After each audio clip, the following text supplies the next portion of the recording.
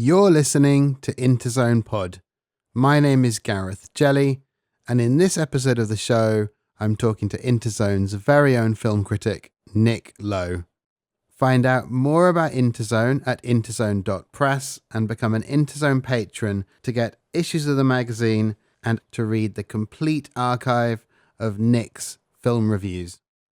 Hello, Nick. It's very good to be talking to you again, and we're here today for a very special reason, I think, right? Yes, I think so. My head is completely full of the Odyssey. I have literally, as of half an hour ago, come away from marking exam scripts on particularly the Cyclops scene. That's the question I've just been marking. And yesterday was the day. Was it yesterday? The day before the second trailer dropped for Christopher Nolan's film, which is the most kind of discourse-packed fantastic film of the year in ways that are partly driven by the fact that it's got a colossal budget that desperately needs to be recouped. It's the most expensive film he's ever made, but also actually, it's a high roller. It's a big risk film doing a lot of things, and it's been on my mind a lot because of the ways in which it kind of pervades SF in ways that I think we don't sort of fully appreciate. So it felt like a moment just to kind of have a little pod about what this event, which is obviously going to be the big film summer event, means for SF and for SF film goers and lovers. Exactly, and for you, it's sort of it's at the meeting of, I guess, where your Mutant Popcorn writing lives, and also where your classics, you teach classics, so that part of your life kind of come together here in a really interesting way, I think, right? Well, yeah, and actually in a slightly obsessive way. I mean, I literally this year I've literally taught two separate modules just on Homer, but also I have two other modules where it's a kind of big component, and I'm sort of marking them all at once, really. And I kind of eat, sleep, and breathe this stuff, and it's becoming. I don't know. I've been feeling more and more that actually we're all eating, sleeping, and breathing the Odyssey in particular without quite noticing it, and that one of the things that this film may help us to do is, we're kind of breathing this chemical mixture all the time, and I can't help feeling that actually the Odyssey is going to focus attention on all the ways in which the chemical mixture of our kind of narrative senses is kind of 80% the Odyssey. So it's an interesting moment. It's a moment where the world is looking at this poem and its storytelling innovations, but also its kind of place in how we do the fantastic, and how we do particularly the science fictional fantastic. And obviously, I'm one of these people where, professionally, I only have this one hammer-shaped tool and everything looks like a nail. But nevertheless, I think there is actually something about the way SF works that the Odyssey is central to. But before we go deeply in there, there's this nice list you have. So you put together for listeners, you put together this talk about what some of what you're talking about today, and you have this list of some of the things that we've received from the Odyssey, culturally, and you have plotting, endings, ghosts, monsters, romance, adventure, mind games, and fantasy. And then the fantasy sort of, and then you start talking about science fiction. But just looking at that whole list, for people who maybe don't know the Odyssey as well as you do, what outside of science fiction, where do you see the biggest impact of it?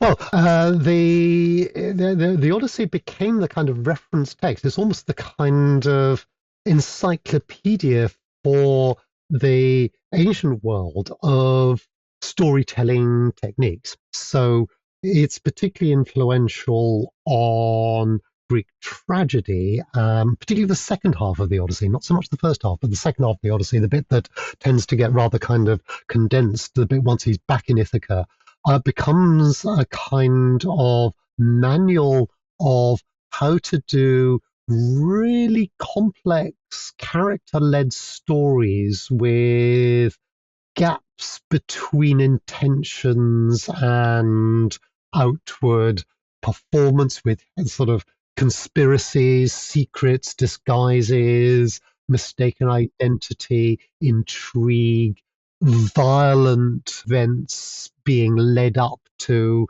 in ways that not everyone can see coming. And Greek tragedy is then enormously influential on the theatre-centered later Western tradition of plotting.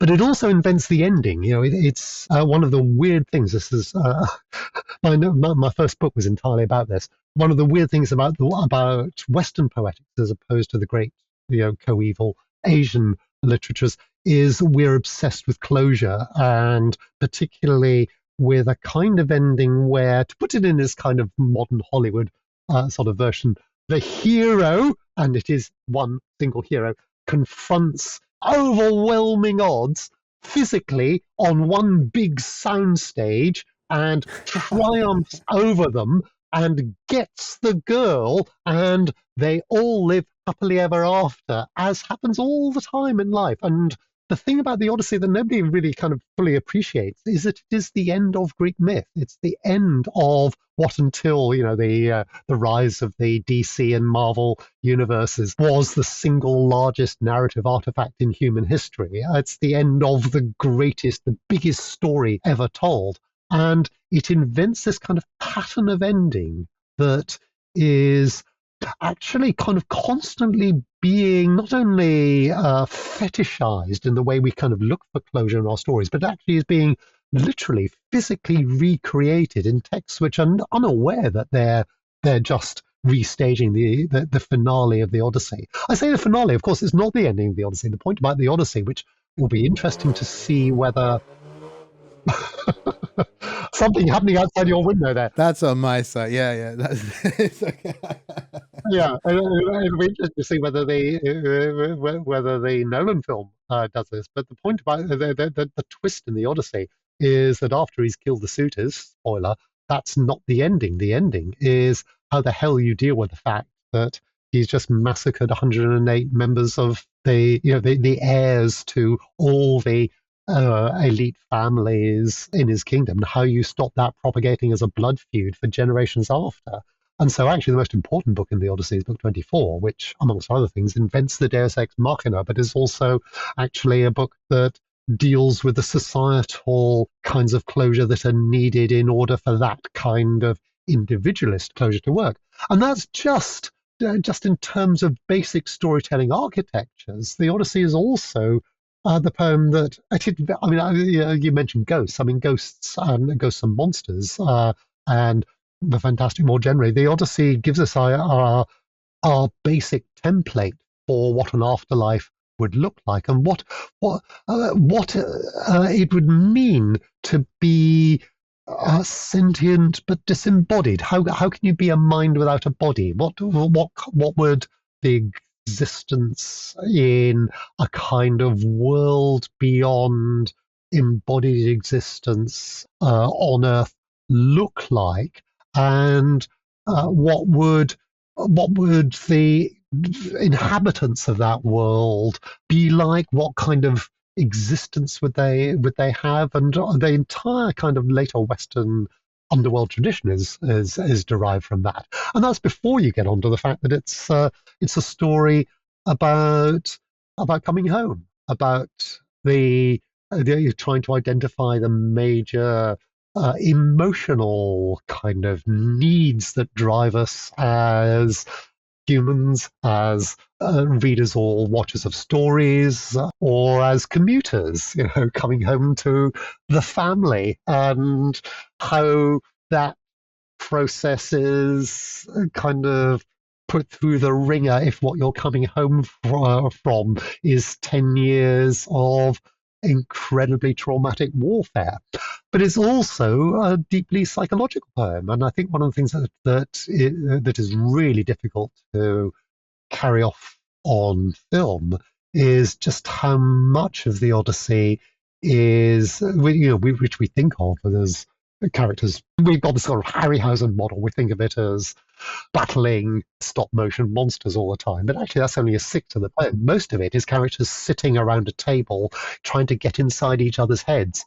And it's the great text for how you do a kind of storytelling that is fundamentally psychological, where the real action is going on, not in putting out the eyes of one-eyed giants, but actually trying to keep secrets from someone who senses you have a secret and is trying to get at it. So it's all those things which have kind of permeated our storytelling habits in ways that become the sort of oxygen or the possibly more than nitrogen that we're inhaling all the time without fully realizing it. Mm. And I would say this because, I live inside this text professionally all my life. And so everything looks like the Odyssey, but actually I increasingly feel everything is the Odyssey. Without kind of digressing, without going sideways too far, because we want to get back to to sort of SF and also to the film. But for you, how I haven't even started on SF yet. Yeah. We haven't even started yet.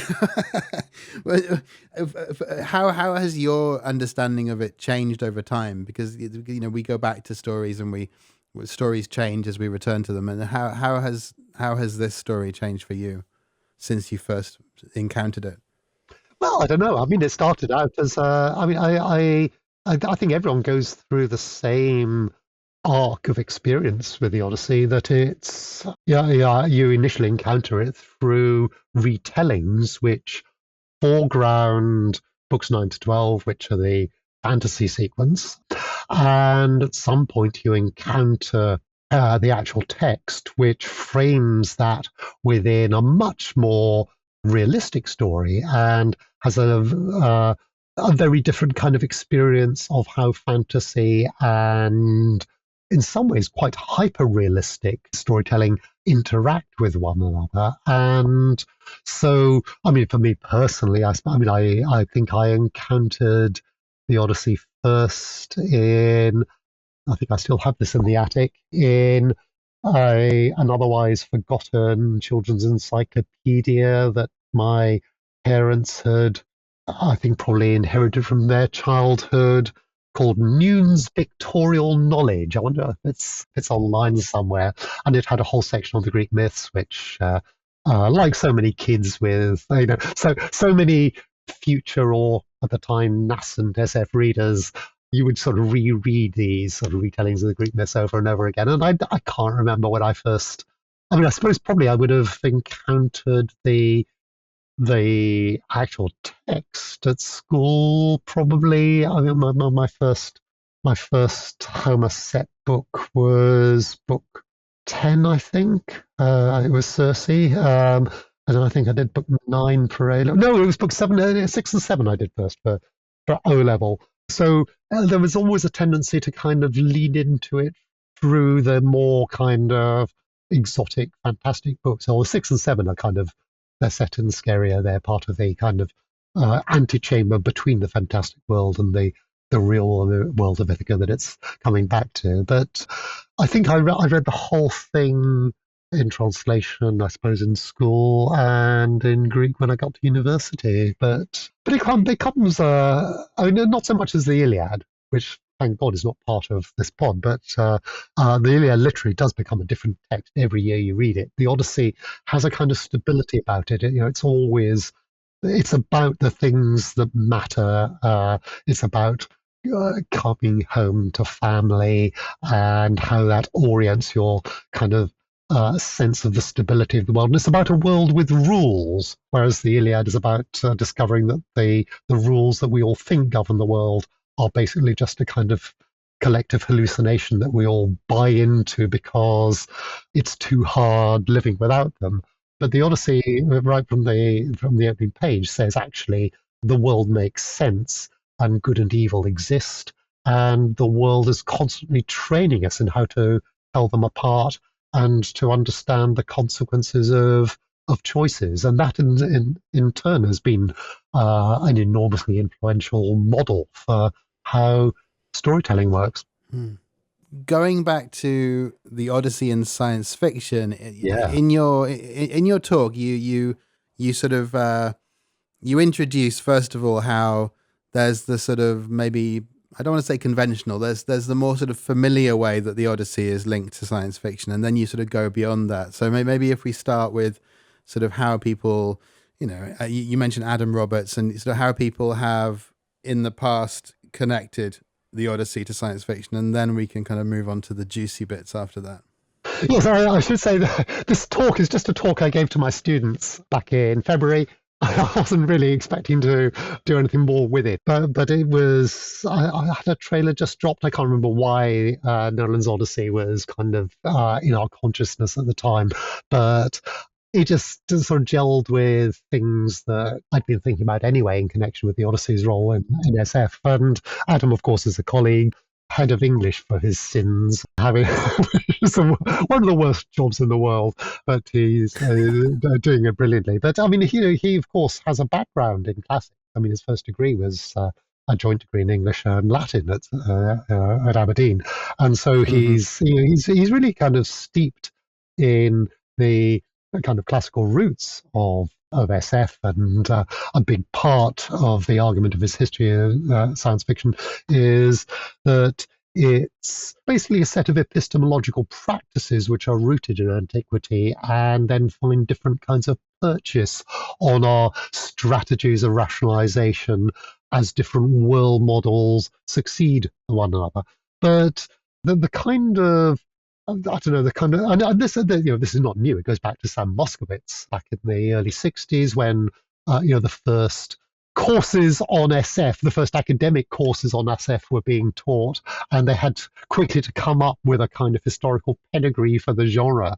And inevitably, you go back. You want a long pedigree. You want to try and show that there is a tradition that exists before Gernsback or before Verne, that what we're taking your parents' money to teach you is part of a long-standing literary tradition. So through the whole kind of formative era of academicizing SF, there's a kind of almost a kind of culture wars going on. You see it particularly in Brian Aldiss's attempt to try and set up an alternative pedigree to the American pedigree, which sees the pulp magazines as the moment where SF comes into focus. And all this, of course, is trying to exclude all that and see it as part of an essentially British high literary tradition. But Moskowitz was one of the first to sort of say it all starts with the Odyssey. And you see this a lot in a lot of Arthur Clarke's writing from the 50s and 60s, not 2001, but his nonfiction, which is constantly referencing the Odyssey in a rather rhetorical way, a rather journalistic kind of way, but also, kind of sincerely meant kind of way as the prototype of the kind of storytelling that SF's doing. But most of these kinds of early narratives are really quite superficial in the kind of science fictionality they find in the Odyssey. It's basically down to two things. It's down to the idea of the fantastic voyage, the voyage extraordinaire, where you've got a series of encounters with fantastic situations and a series of wonders coming out of them. And obviously the Odyssey, or books 9 to 12 of the Odyssey, a sixth of the poem, are the ultimate prototype for that. And the history of that kind of tropotype, to use a word which I don't think has existed until I just spoke it, goes ultimately through things like Lucian's True History. It's a kind of satirical trope, it's a comic trope that then gets into early modern fantastic narrative of a satirical kind, but because the kinds of permission you have to believe in the unbelievable are largely sanctioned by satire and the comic in that kind of cultural phase. And the other side of it, of course, is the kind of problem solving hero using technological solutions, the kind of Gunsbackian or Campbellian science fictional solution finder that Chichiri Rone very famously called the handyman. The basically Ryan Gosling, your Andy Weir hero, who Right. spends the entire novel or film just kind of finding techie solutions to problems and saves the entire universe that way. But of course, the intellectual ancestry of that concept goes back long before SF criticism to Horkheimer and Adorno's dialectic of enlightenment and the idea of Odysseus as the kind of prototype of the kind of bourgeois individualist hero. And those have been the two kind of lenses through which we look at the Odyssey as a model for SF. But actually, we're missing the big picture because the Odyssey is much more foundational to science fictional cognitive or epistemological practices than those particular kind of tropological packages suggest. It's the kind of pioneer of a way of thinking about our encounters with the previously unimagined that have pervaded, at any rate, the Western sense of how you do fantastic storytelling ever since. And I mean, I could run through an enormous checklist of some of the things that we owe to the Odyssey here, but and you may want me to, and I'm happy to. But again, once you see it, everything looks like the Odyssey, and you watch Project Hail Mary, and you think, oh yeah, it's another story about at least in the novel, it's a first-person narrator who is, through a kind of purely anthropic human lens of consciousness, telling you about his encounters with things that are humanly incomprehensible, that are beyond the reach of human cognition as he encounters them in sequence with a kind of duality of perspective where you're using the things that you can do as a first-person narrator, which, of course, the Odyssey also invents, to contrast what you know in hindsight and what you know in the moment of encounter with the epistemological challenges, to sort of traverse a series of wonder-making moments as problems to be solved that expand your sense of the the epistemological colonizability of this wider universe beyond our experience with the minds and bodies that we have. And it's using things like travel in space to metaphorize or map that cognitive journey onto a kind of model of encounter with the other. And it's all doing it in a kind of rationalized, materialistic kind of way that is pioneered by the Odyssey, which is a very kind of rationalistic, material approach to the fantastic. And it's doing it with this kind of effective payload of wonder and awe and the sense of the sublime, the vastness, and the joyful scariness of the universe that this kind of thinking gives you, and this kind of storytelling gives you access to. Joyful scariness. And all that's the Odyssey. Yeah. So that's like a really recent example of where you see it and you see the other text in it. And I mean, when did you? It's probably a hard question, but as you started teaching it more, when did you start to can you remember certain sort of SF texts where you started to see the connections and where you started to think, oh, hang on. Oh, I mean, yeah, that's a good question. I mean, there have been famous SF palimpsests of the Odyssey. Brian Stableford, was it actually his first published novels, I think, where, boy, The Days of Glory and In the Kingdom of the Beasts, those rewrites of the Iliad and the Odyssey. Well, I don't know if they were the first actually to do something systematic with Homer as a kind of prototype for SF, but everyone read those back in the or whatever it was, the early 70s. I mean, he was terribly young when he wrote those, and I remember The Days of Glory being remaindered in Woolworths, and so everybody had a copy of it. And then he lost his publisher, and he had to go to someone else for In the Kingdom of the Beast. So everyone read one of those books without having necessarily read the others. Oh, That was definitely a moment.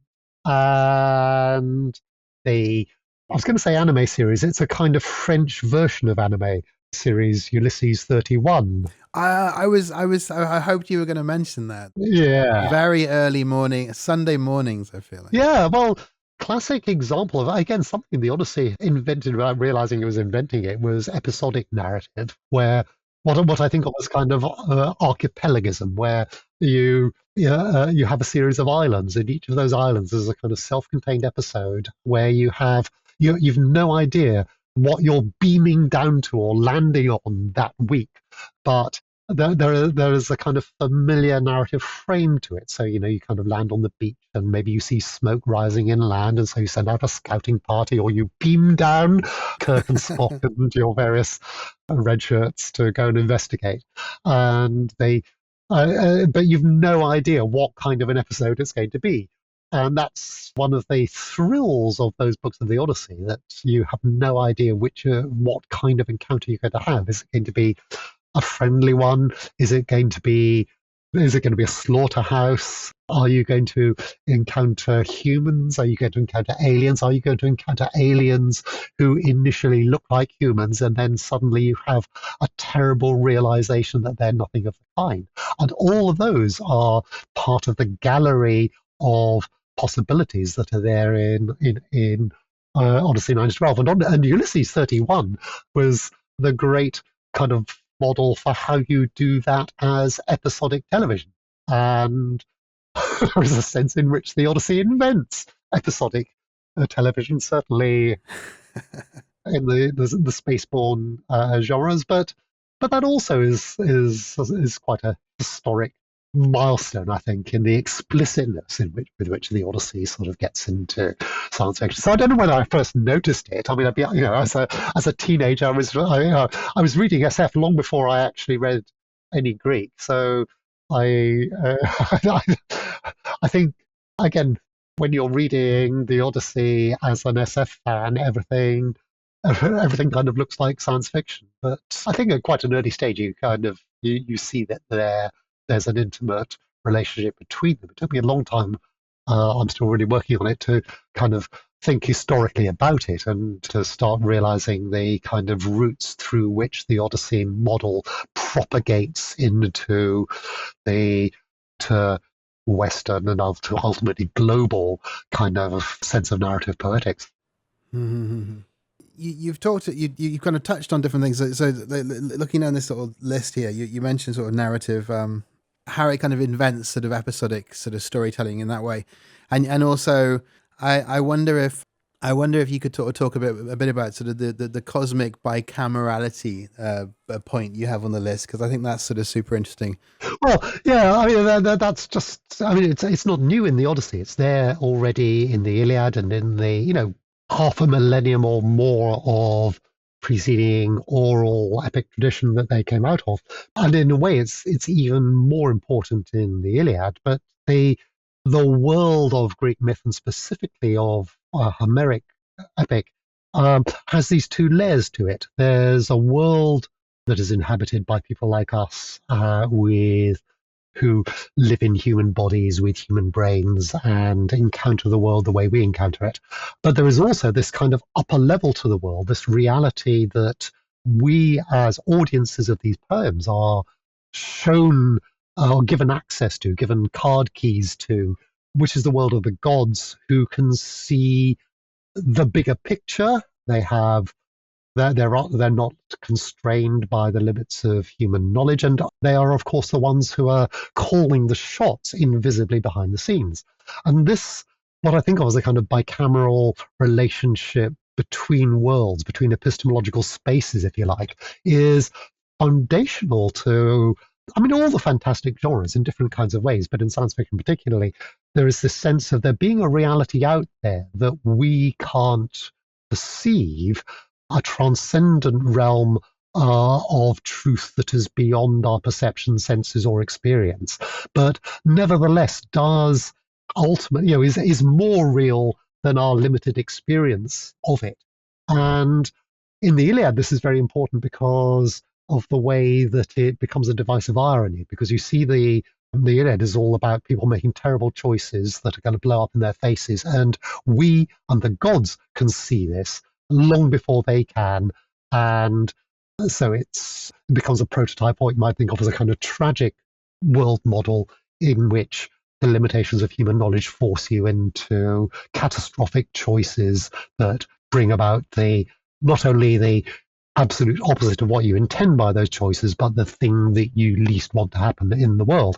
And the Odyssey has a different use for it. The Odyssey it's more sparing with the divine machinery. It doesn't really sort of go inside the world of the gods to anything like the same kind of extent. It just kind of rests on this model that's been established of there being a world beyond the world of our experience that we are constantly brushing up against, and which contains our world.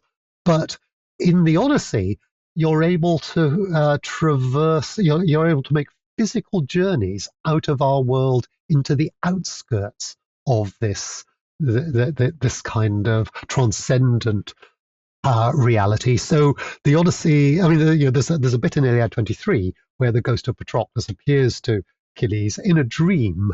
There's no real kind of aureole seal set on even the reality of this event. It could just be something that's happening in his head. But at any rate, there is this idea that there is an underworld and that ghosts go down there and they have to be buried in order to be allowed to pass into them, but the ghost can still come back to the world of the living and tell its story and say, get on and bury me because I'm not able to pass over into my afterlife. And the Odyssey is taking that idea and thinking, well, wouldn't it be cool if we could send a living person down there to talk to people like that ghost?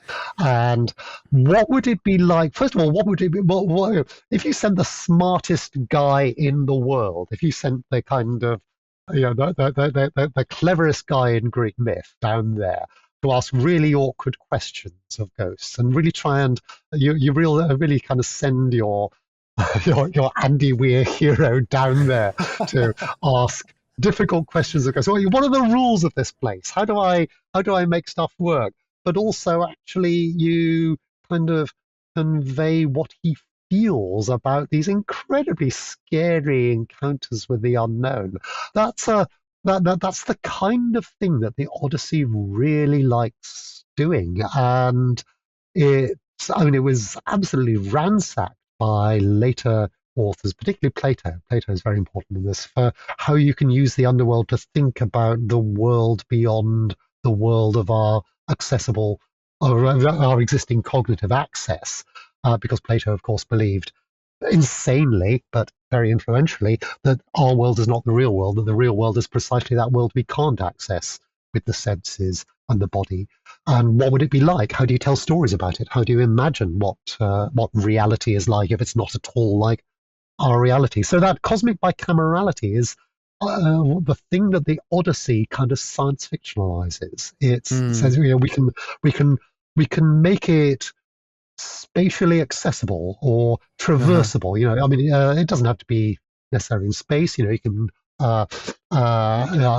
you can have a portal to this other world. You can have a time machine that will take you to it. It exists in the past and future. But anyway, you have a way of taking a human subject into this world that is normally beyond human apprehension, and having them come back and report on it. And Hmm. the Odyssey's use of the first person is really important here because it's the kind of lone survivor narrative. That's why, again, in Project Hail Mary, you need to have just one guy telling his story, the text of the novel or these video diaries that he's sending back to Earth in the film, because ultimately you need to keep that kind of anthropic focus or filter in order for it to be packaged in a way that preserves the human intelligibility to it. You can't.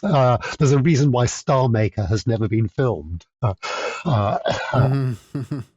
Did you feel that Project Hail Mary worked as well as a film? Oh, the novel. Well, I mean, the novel is very. It's a very Andy Weir novel. I mean, it's very atavistic in all kinds of ways. It's classic, almost hyper Campbellian problem-solving hard SF. There's actually much more. There are many more of these eventually rather exhausting kind of problem-solving moments in the book than there are in the film. And it's told in this kind of Andy Weir voice, which is kind of his signature.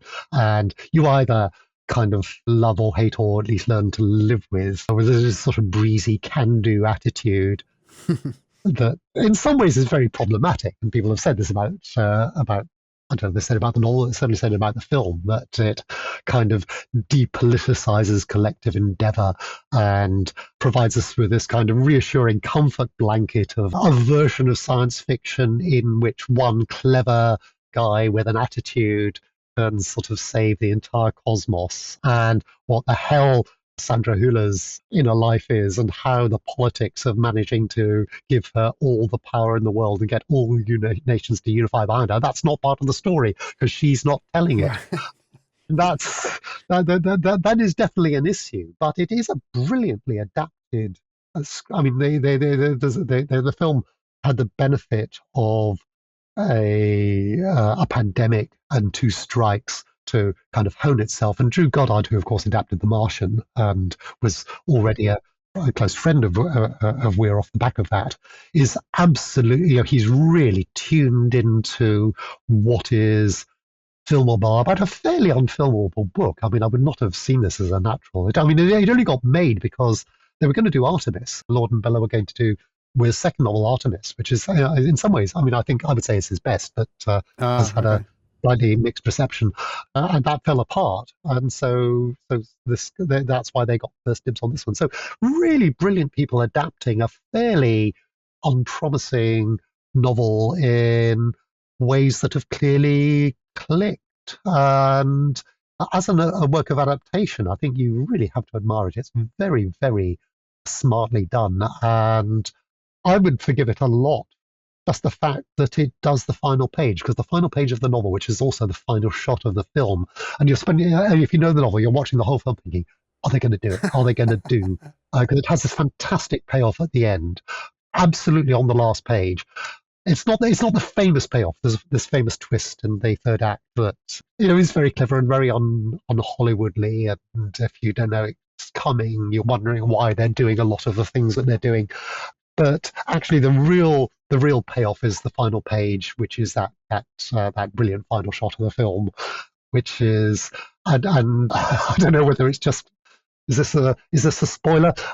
For me, as someone who teaches for a living, it's a validation of something that until that point you're wondering actually whether it's just being kind of set up to be shot down, but actually no, it is the payoff. Right. No, So I mean, I enjoyed it. Like everyone enjoyed it. It's vastly too long, and thank God for Ryan Gosling because nobody else could really play that character. They're only just discovering what to do with him. I mean, he will spend the rest of his life trying to be as good as he was in as a teenager in Young Hercules. And for decades, people have been miscasting him in these terribly dark, dramatic roles, without realizing actually what he's really good at is this kind of breezy, light comedy, the nice guys kind of stuff.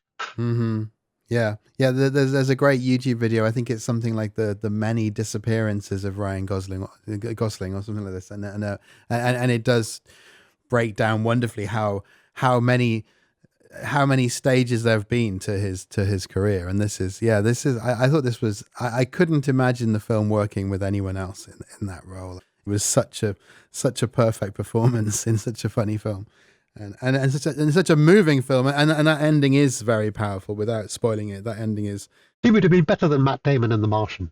I'm just saying. Matt Damon is great, and I'm sure he will be lovely as Odysseus. I don't think Ryan Gosling could do Odysseus. Yeah, Matt Damon and Nolan and the Odyssey. What are your thoughts now you've seen sort of the two trailers? Well, we're talking, of course, in the week the second trailer dropped, which showed a lot more of things we'd been suspecting there, but hadn't had confirmed about his approach.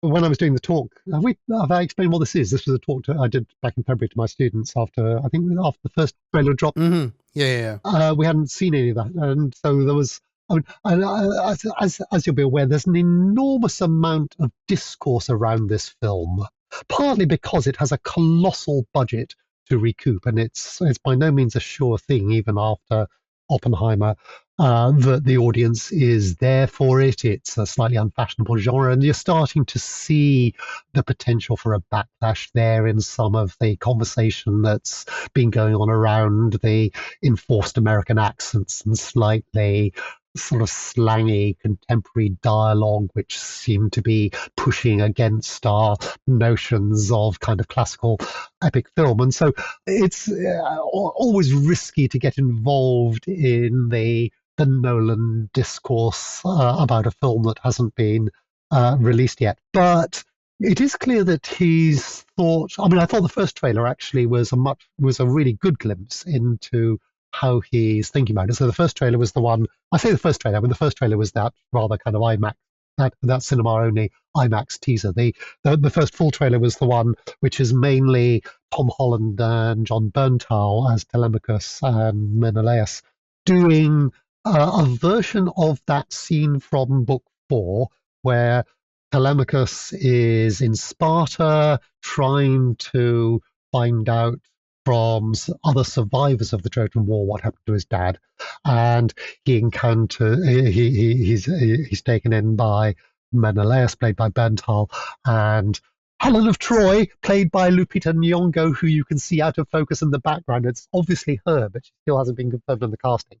And in the Odyssey, they all take drugs so that they can talk about the Trojan War, and Helen and Menelaus tell contradictory stories which are completely irreconcilable about Odysseus in the final stages of the war, including Helen claiming that she was actually a secret Greek asset inside Troy and colluded with Odysseus when he kind of rehearsed his character from the second half of the Odyssey and infiltrates Troy in beggar disguise.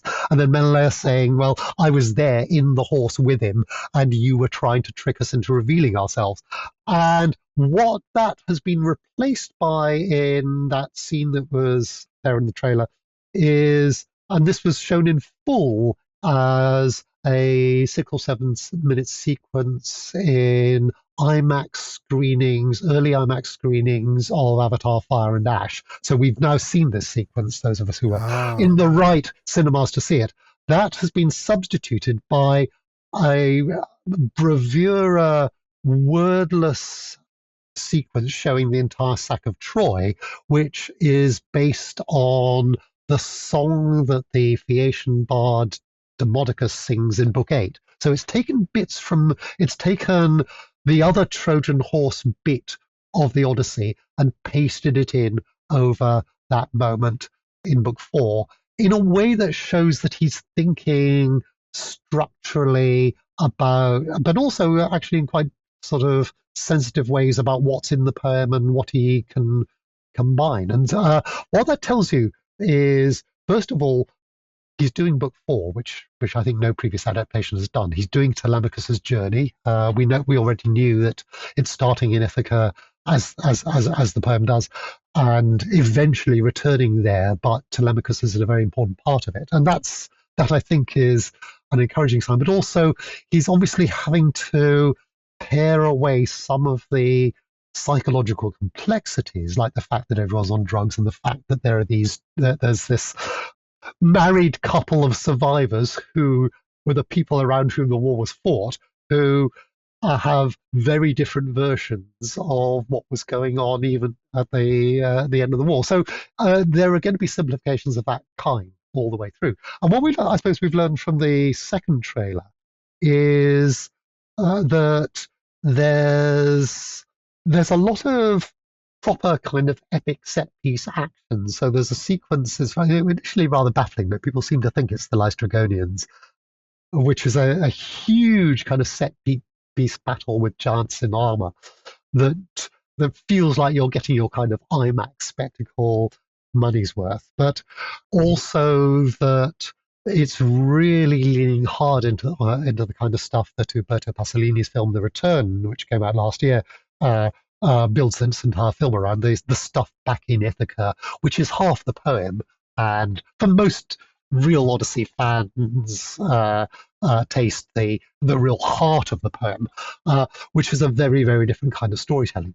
Um, so Robert Pattinson looks brilliant in this. I mean, I think it may be his best ever villain role, possibly his best role ever. He looks really scenery chewing in this, but also there's a lot of bodies we see in that hall.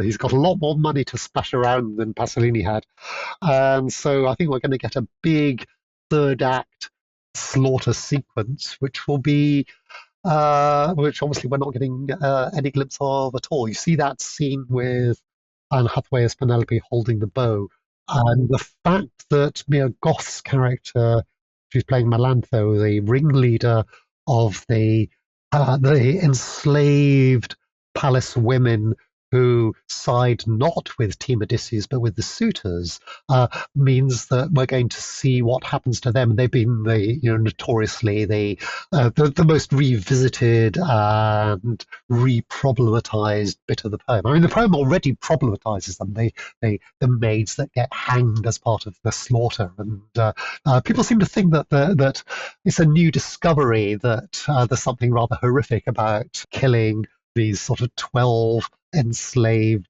girls in cold blood, but actually it's already there in the poem how problematic this is and how nobody wants to do it. So there's going to be some of that as well, and that's encouraging.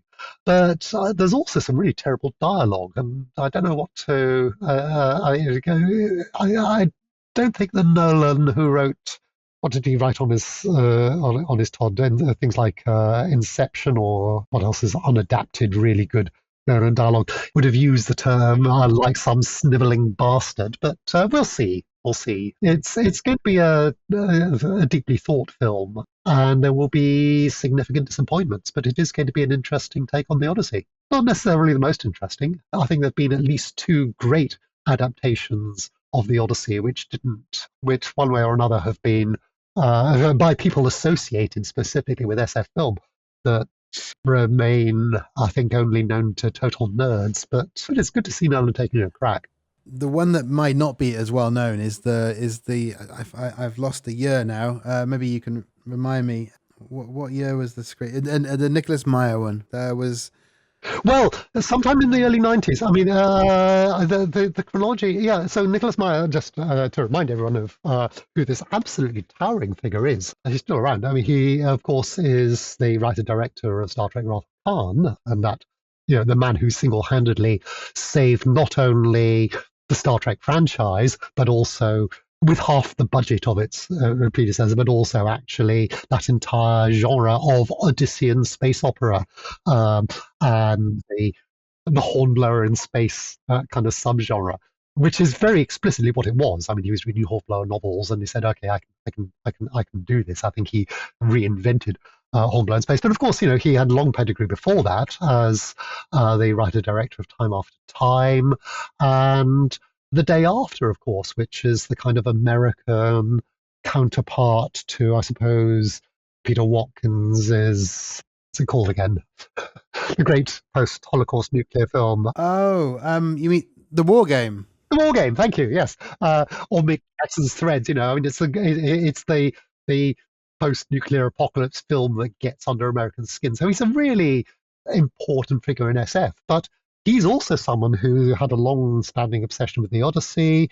He wrote that film Somersby, which is notionally a remake of The Return of Martin Guerre, transplanted to the American Civil War, but is, of course, as the classicist Justine McConnell, amongst others, has pointed out, absolutely saturated in kind of palimpsestic play with the Odyssey. What happens if the guy who comes home to Ithaca is not in fact Odysseus, or at any rate, the person Mm. who comes back from the war is transformed by it in ways that cause you to question his very identity. And you can see that actually.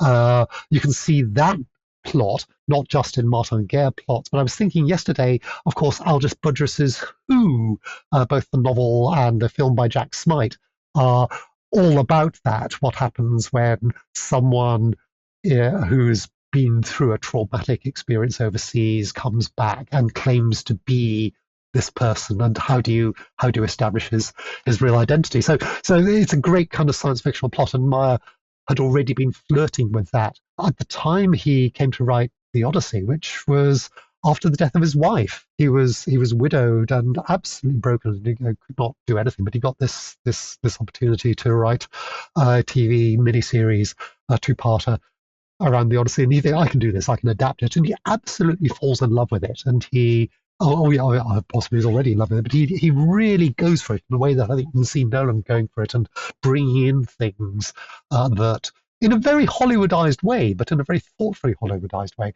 that mostly kind of get left out of it. And then he sold it, and the director Andrei Konchalovsky, the great Russian expat filmmaker, got attached, and as Konchalovsky tended to do, tossed out Meyer's script and wrote his own, which became the two-part Hallmark version, which is, I mean, preserves some of Meyer's structure, but none of his big ideas, partly because they had to scale down the budget a bit, but also just because he's just not as good a writer. But the original Meyer screenplay, which I think you have to go to archive.org, it was the first thing you landed on his webpage for decades, actually. But I think you now have to go back and find it archived. But it is a brilliant screenplay and would have been an absolutely amazing adaptation. And again, the science fictionality of it, you can see that this is someone who understands SF, is still very much, it really kind of shows through. So that's one of the great unmade Odysseys, one of the two great unmade Odysseys. Am I allowed to talk about the other one? Just while we're doing this. Yes, you are, because the other one, yes, you are, yeah, for sure. So the other one is available online. I don't know if it actually has been reprinted, because for a long time it was one of the rarest texts. I mean, it was the only book in my library that my daughter said, "You have got to will me that." There's no way of leading into this gently. It's by a 9-year-old Alistair Gray, and he happened to have a copy when he was compiling. There was this project he went through from about sort of 2006, after his last novel was published, around about to 2012, to try and archive himself and collect his poems and collect all his short stories. But the greatest of those and to collect all his artwork. But one of the greatest of the literary versions of those projects was his Gray playbook, which, amongst other things, has his original screenplay for Poor Things, which is far better than the very good version that was actually filmed. Mm. But Gray's version is absolutely a work of genius, and it keeps all the things that the Tony McNamara version for Lanthimos throughout. And it was the version that Lanthimos originally signed on to direct before he had too much time to think about it, and it became, he wanted, I think, to create his own kind of relationship with it. But the very first thing in that volume is the play that is Gray's first foray into playwriting, which is called The Cave of Polyphemus, which he wrote while he was evacuated from Glasgow to Yorkshire in the war. Hang on, I'm just going to grab my copy of it. I'm looking at the page here. It's wonderful. Yeah, because the page is this particular page is online as the publisher's sample. I think they have just reprinted it. I mean, for for many years. It was out of print. It was published in 2009, I think. Yeah, 1944. There was a paperback which I thought was a myth. The only copy of it I've ever seen is Gray's own copy in the Alistair Gray archive in Glasgow. But I think the paperback has now been finally reprinted because it's one of these tiny Scottish presses that Gray used to like to work with, and they have no budget and very limited resources, but they did a beautiful job on it. But anyway, so this play that he wrote for his class to perform as a 9-year-old, he claims in his preface to it, which I think is partly misremembered or just disingenuous, he got interested in a retelling of the Odyssey from his local library, and he simply copied out the dialogue from the Cyclops scene.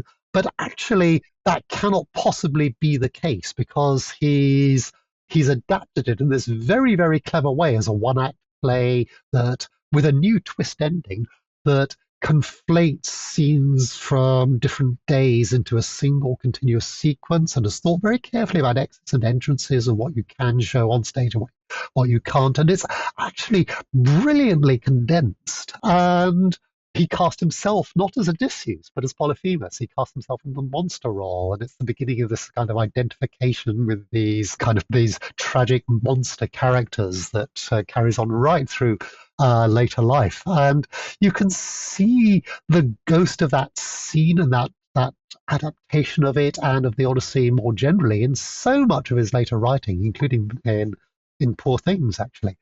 And if you've got 5 minutes to spare, go on to what is it? Luard Press website, Luard Press, sorry,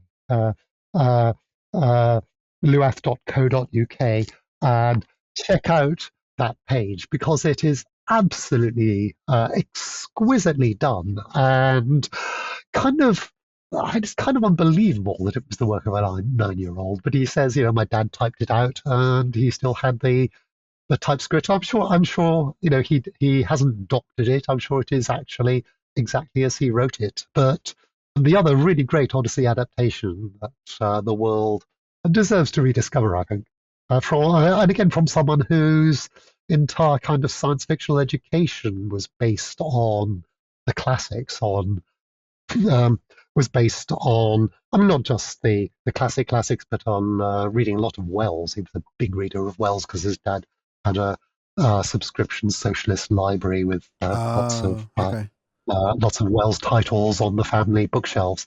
So you can kind of see the gears starting to mesh for the first time in his kind of science fictional imagination.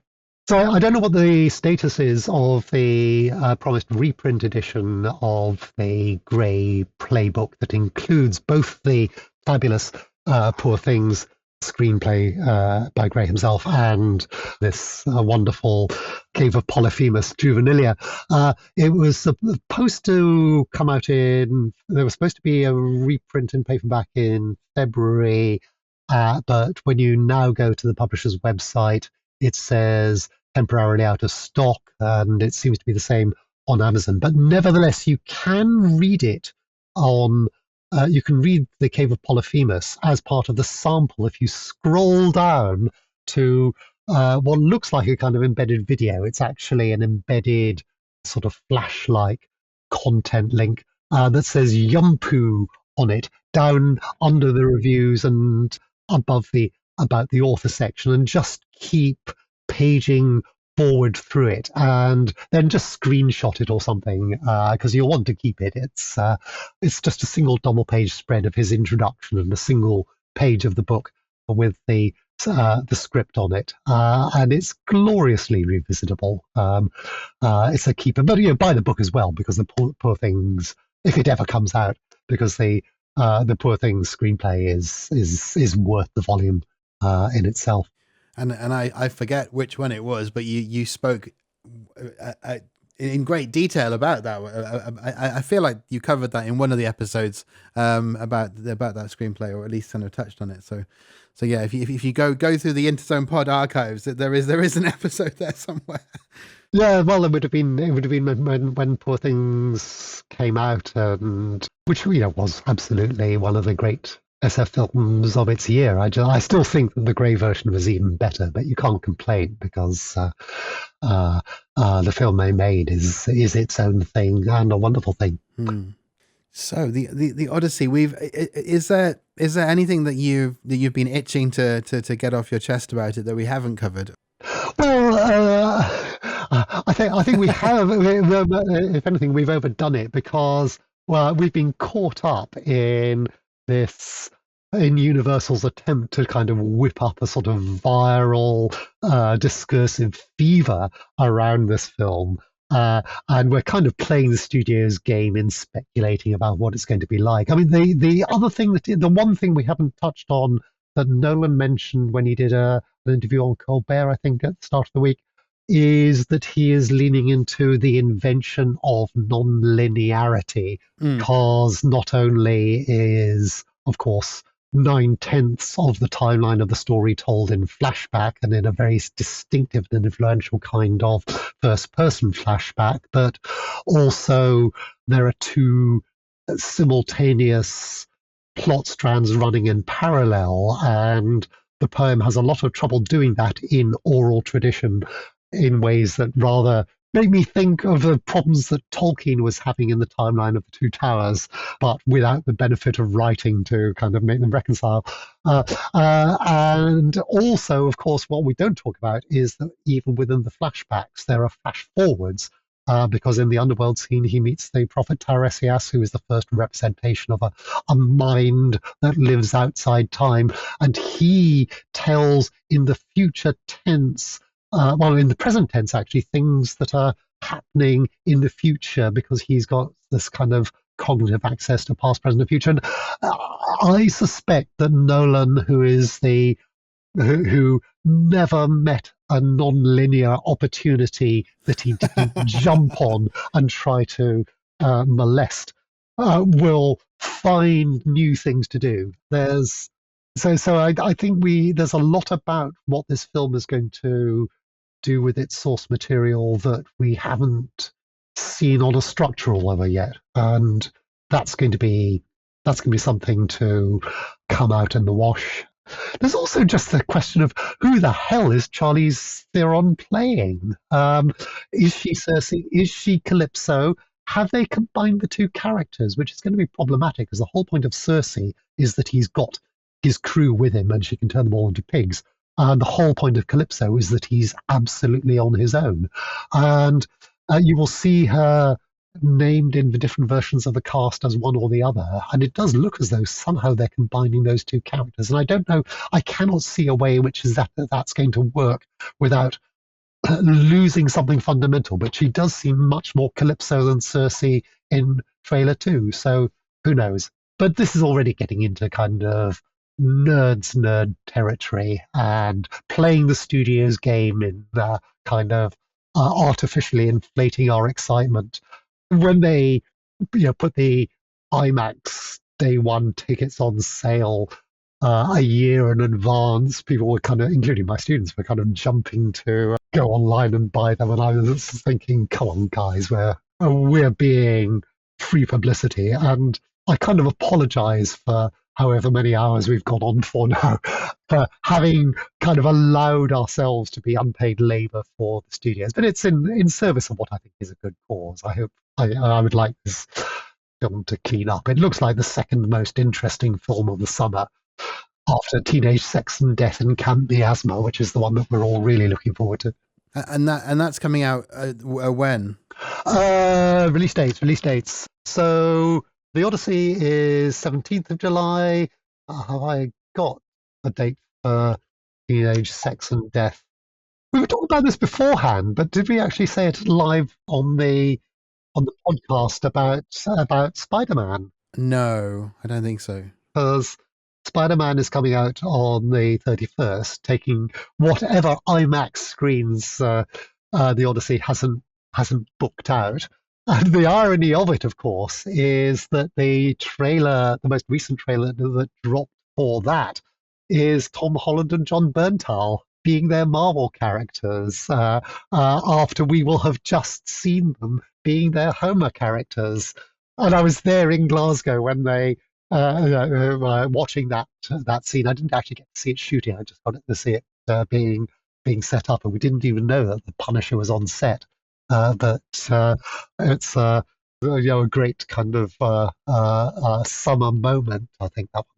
Yeah, Teenage Sex and Death is coming out on not till August. Yeah, yeah. But I mean, for everyone who thought I Saw the TV Glow was the best film of its year in any genre of any kind, this is the one we've all been waiting for. She's actually got stars in this one, a bit more budget. I don't know how genre it's going to be. I mean, it's very much kind of it's about slasher fandom rather than kind of genre TV fandom this time around. But it looks amazing. Okay, so there's that to look forward to, and there's. I think you said there were some. Are there some other things coming up, or things that you've seen already?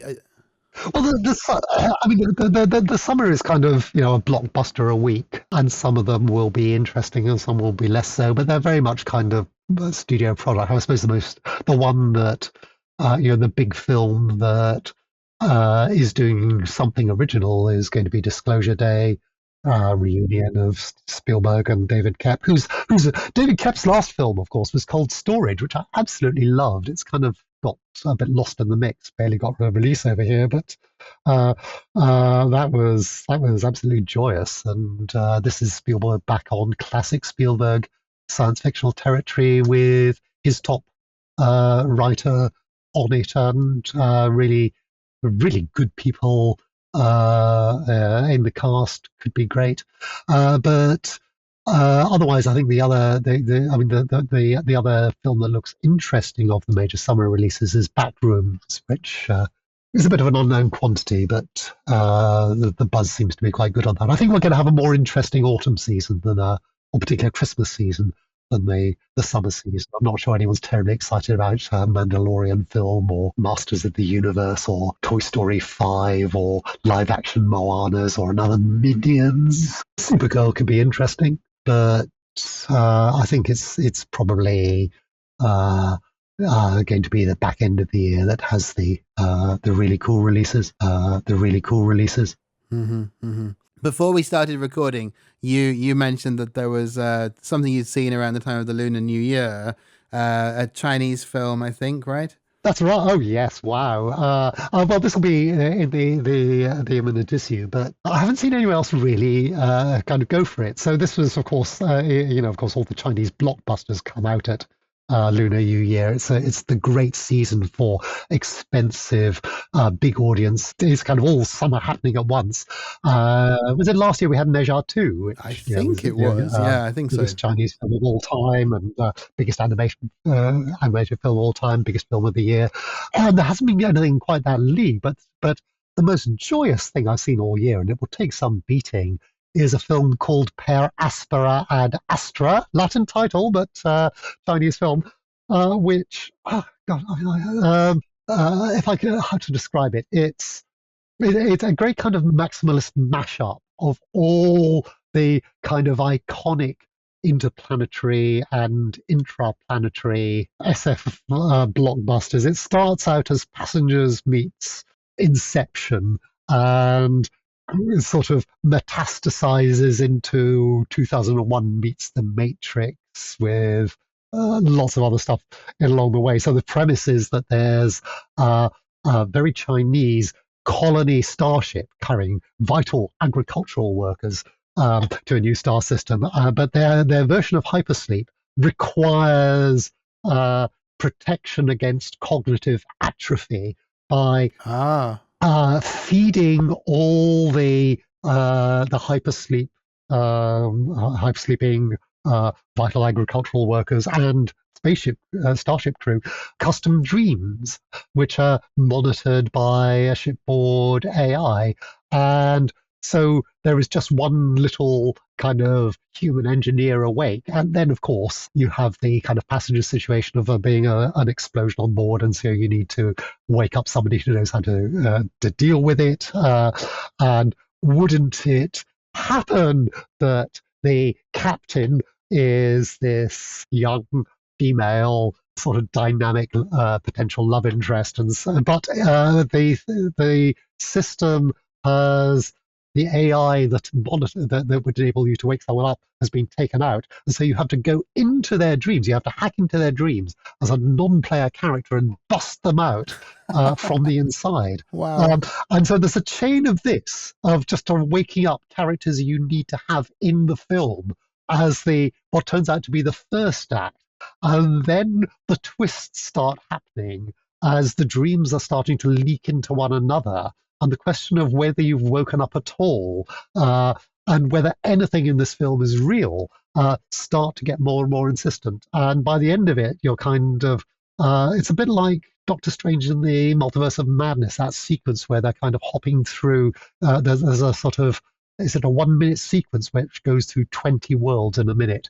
And you're doing this kind of chases between different dream worlds as part of a plot I won't try and spoil, but it's become a very different film by that point. So that was wonderful and very Chinese in all the ways that Western films can't be. And barely got a cinematic release over here. Only really played on screens where there's this kind of Chinese student population. But if there's a way of watching it, I'd heartily recommend that to everyone. It blows the socks off anything else this year. Oh, okay.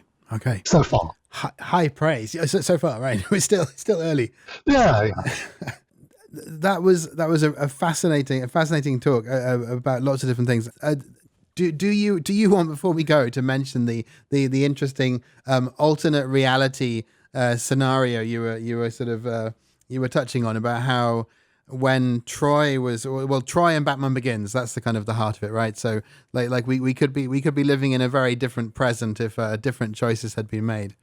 Well, yes, because I've forgotten we hadn't talked about this because we were talking about this before we started, before we hit record. Right, we were nattering. It's a terrible idea, actually, because I've now forgotten what we haven't recorded on. But yeah, so of course it came out earlier this year that Christopher Nolan was originally had signed to direct Troy, for the 2004 film that was eventually directed by Wolfgang Petersen, and it was going to be his follow-up to Insomnia. Because Peterson had originally signed on to do Troy, and then a thing that Warner's, I mean, this happens all the time, but Warner's were particularly doing it at that moment in the early 2000s. They would have rival versions of the same project run basically in competition with one another by different groups of producers within the studio. So they had two different Batman projects in play. They had David Goyer's Batman Begins, or what became Batman Begins. The screenplay that's co-credited to Nolan is basically Goyer. There's not a lot of new Nolan stuff in it. But the major one, the one they thought they were going to make, was the Batman versus Superman script by Andrew Kevin Walker. And Peterson, who was a much bigger name than Nolan, who'd just done Insomnia at the time, was offered that, and he ditched Troy to do Batman versus Superman, and then that fell apart. And so he said, well, can I at least have my Troy film back? And so as a consolation prize, they allowed Nolan to pitch for the Batman project. And the Batman vs. Superman, going to be a very expensive film, had kind of, that was not really resurrectable. But he clicked with the Goya project, the Batman Begins one, and the rest is history. But they basically swapped films. It could have been Nolan who made Troy, and Peterson who was the Batman director that took the franchise and the brand into the 21st century. And so the whole last 20 years of SF cinema could have looked very different. Yeah, I mean, I think they ended up with the right projects, but it was because there was an alternate version of Troy as well, which was mercifully not made, because if you think that the young David Benioff's script for that was not his best work, you should see the one they didn't make, which was about Troilus and Cressida, actually, characters who, of course, famously are not in Homer at all. In fact, are not. Well, Troilus is actually, but Troilus and Cressida are part of the medieval matter of Troy. It's a post-antique supplement to it's a post-antique retcon. Okay. There was one more question I had actually before we go. You mentioned that the Trojan horse in the Nolan film is vertical. Yeah, it is an interesting choice. I was thinking about it, and I was before we started recording, I was thinking, I wonder why he did do that.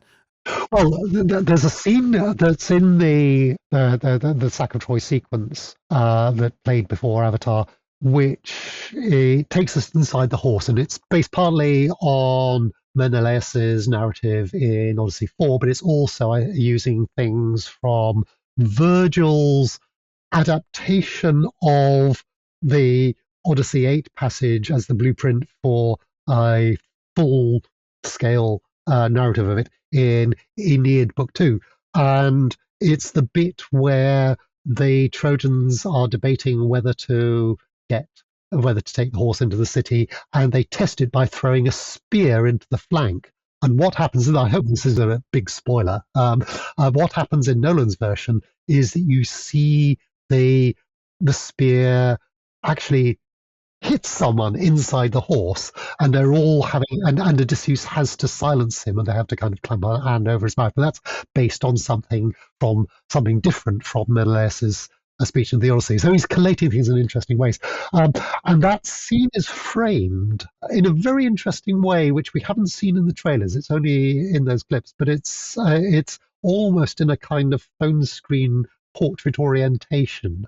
And you've got these characters, all these actors' faces kind of stacked up in a kind of vertical frame. And I think a lot of it is about that shot and that composition. Mm-hmm. But at the same time, he's obviously in competition with all the other Trojan horses we've seen and trying to do something that is different and more kind of Nolan-esque. And a horse on its hind legs, kind of with its its front hooves out, fighting, maybe that's, or in a kind of aggressive posture, maybe that's more heraldic, more kind of martial.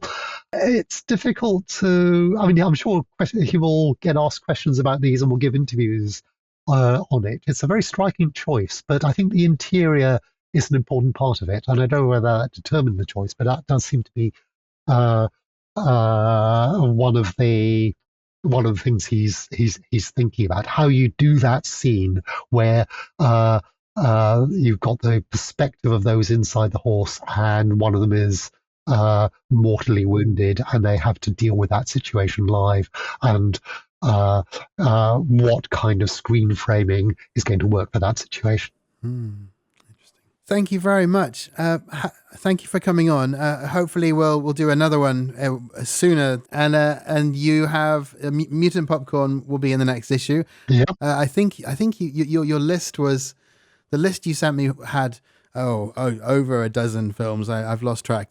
Oh yeah, it's 15 or so. It's not one of the mad ones where I'm doing 40, but it's there is a lot in it. Yeah. But it's been quite an interesting season, particularly for Asian cinema. Lots of anime, but obviously the kind of the landscape of cinema going has been very dominated by Project Hail Mary, which is, as we've been talking about, a very interesting kind of film to have had the impact had. So yeah, all that'll be in it. Super Mario Galaxy, not so much, but that's I think, is that now the biggest film of the year yet again, depressingly? Could be. I saw something. Bloody Mario.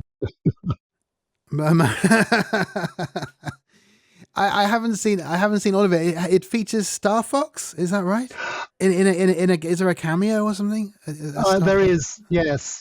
There's an awful lot of Easter eggy stuff, as the first film did. Right. But the Easter eggs are kind of going over my head now because I don't know the kind of deeper lore, so I'm the worst person to appreciate this film, really. But it is properly Mario Galactic. It's got all these kind of these galaxies in it, which make no cosmological sense at all, but and a lot of rather tiresome peach business. But anyway, it's connecting with its demographic and making talented people a lot of money, so you can't really complain.